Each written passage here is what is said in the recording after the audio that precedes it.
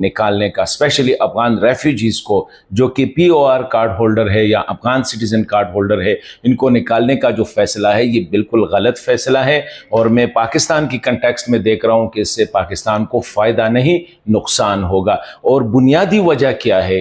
کیوں یہ فیصلہ جو ہے اس کے وہ نتائج سامنے نہیں آئیں گے جو ہمارے کچھ فیصلہ ساز ٹھولے جو ہے وہ سوچ رہے ہیں۔ ایک جذباتی ماحول پیدا کیا گیا ہے افغانوں کے خلاف، جو ہے یہ نمک حرام والا، اس قسم کے عجیب قسم کے جو ہے نا یہ ہم ایڈجیکٹیو یوز کر رہے ہیں، وہاں سے وہ بھی کر رہے ہیں، ایک ریاکشنری رد عمل والا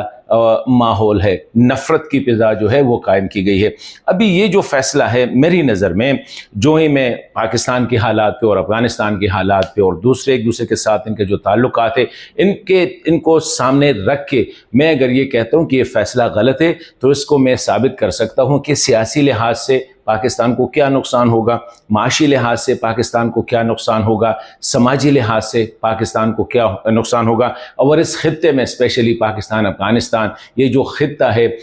جب ریفیوجیز یا افغان ادھر ہوتے تو پھر اس کا کیا ہوتا، اور کیا پاکستان جو ہے یہ فیصلہ تو لیا گیا، سارا نقصان ساری بلیم تو اپنے آپ ہی لی ہے، لیکن کیا پاکستان روک پائے گا ان کو واپس آنے سے؟ اور وہ جو 8 لاکھ غیر قانونی جو گئے ہیں ان میں کتنے واپس آئے ہیں؟ یہ میں سرکاری لوگوں کی بات کر رہا ہوں، اپنی طرف سے نہیں۔ اس پہ میں نے آج بات کرنی ہے۔